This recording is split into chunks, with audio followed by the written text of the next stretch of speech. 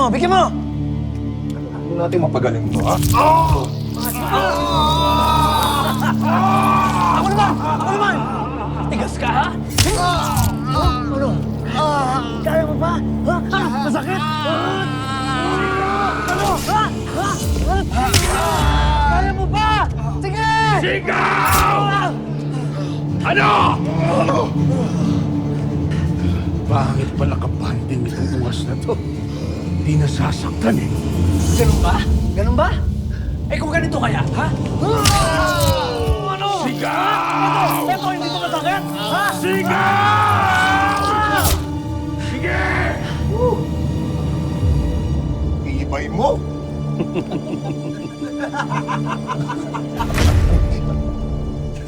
Tigil nyo na yan! Hindi nyo dapat tinatrato ng ganito ang espesyal na bisita ko.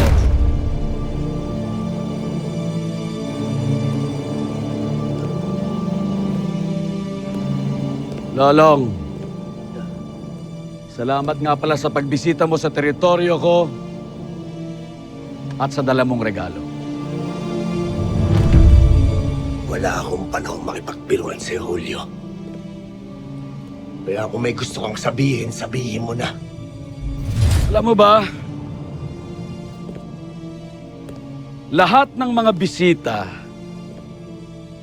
ay meron dalang pasalubong o regalo. Katulad mo, dahil sa'yo, mapapasakamay ko na ang inaasam kong ubtaw. Anong sabi mo?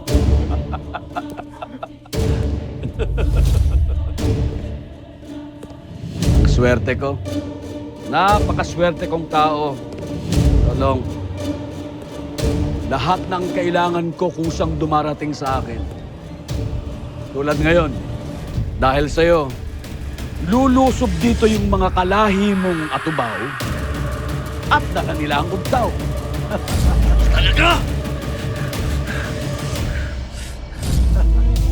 At yun ay dahil sa napakagaling na ito.